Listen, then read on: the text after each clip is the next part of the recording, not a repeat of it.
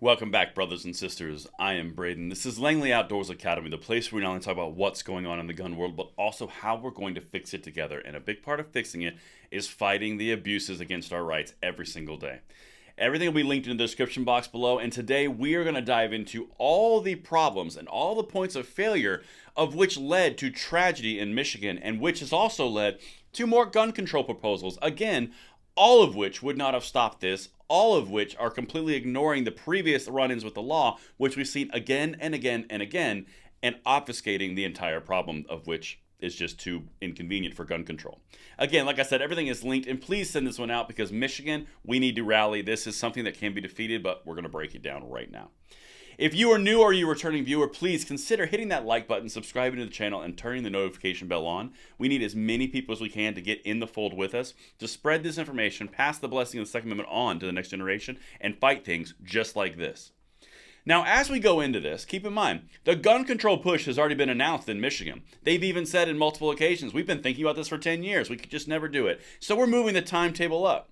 To keep you updated, they've got extreme risk protection orders, which is red flags, universal background checks, and safe storage laws. By the way, those last two, universal background checks and safe storage laws, those all require registries because you have to know where the guns are to do all these things. This is much bigger than what they're actually alluding to. But I'm going to show you a few of the things of which they're ignoring, of which would have prevented this entire incident if certain laws that were already on the books had been followed, and we had not ignored warning signs across the board, and police that had been interviewed and approached with this individual would have also taken action. Again, another failure, which we've seen time and time again.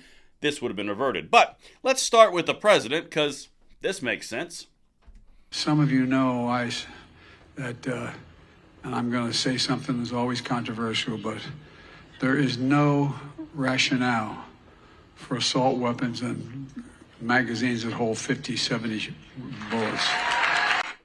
Okay, there's so much there. First of all, it's like he has to say assault weapons every time he talks, but there was no indication as of the filming of this video and all of the analysis and announcements of any type of rifle whatsoever. In fact, the only mention is of a pistol.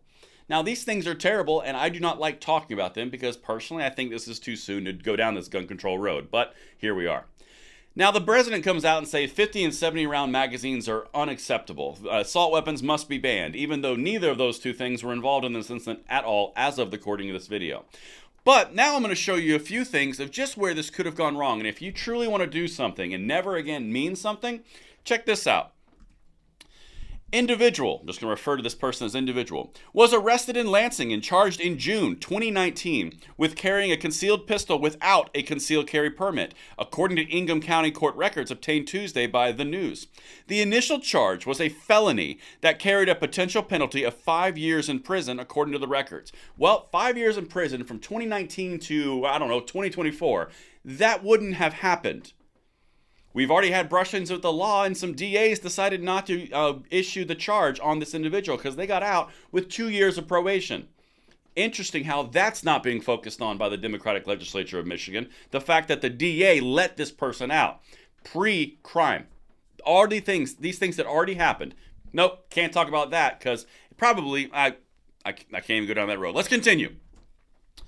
State officials Tuesdays identified 43-year-old piece of human filth who had a history of mental health issues and was charged with multiple gun-related crimes in 2019 as the believed gunman who did all the terrible actions in Michigan. Okay, so now we've got previous gun crimes that were felony that should have been 5 years in penalty or in prison. Nope, just didn't happen, just didn't get charged. Then you have mental history or history of mental illness. Yep, nope, perfectly fine. Which, by the way, would have precluded them from passing a NICS background check on a 4473. Just saying. But let's continue, because I got a few more. And I'm trying to paint a picture here, and you tell me if the problem is a gun or something else. The, quote, investigation revealed that human filth had a history of mental health issues, Ewing Township Police said in a statement on Facebook, adding that human filth had ties to the Ewing community and that area schools were closed for the day out of an abundance of caution. Okay, I support an abundance of caution, so there's another mental health. An 85-year-old neighbor of Human Filth in Lansing spoke on condition of anonymity, describing him in Reuters as a real hellraiser who often fired his gun on property where he lived with his father. So now you are discharging a weapon in a residential zone. Oh, look, another problem. Quote, we'd hear the gunfire all the time, and then it seemed the cops were always down there for something, the neighbor said. Another involvement with police officers. One of the main things about people who do these problems and these terrible incidents, they always have exposure to police. In a very large, I can't say always, in a very large percentage, there's a tremendous amount of exposure to police, and they always know who it is. Just saying. Let me keep going.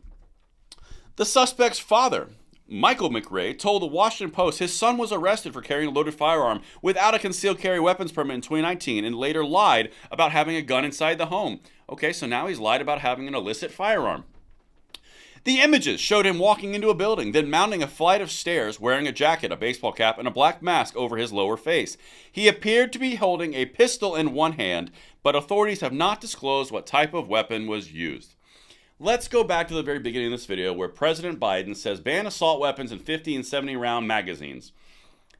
What? If you're looking at the current situation and you cannot see that the problem was clearly prior encounters with the police officers, a DA who did not charge him on a 5-year felony penalty, just let him off the hook, then by the way, he still would have been in prison this whole time.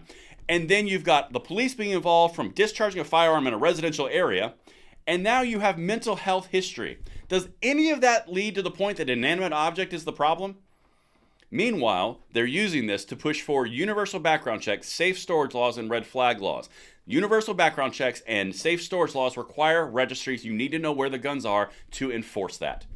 We're going to hit this a lot harder as they move forward, but I wanted to put that out for you guys. Let me know what you think in the comments below, and I will see you on the next one. I'm Braden. See you later.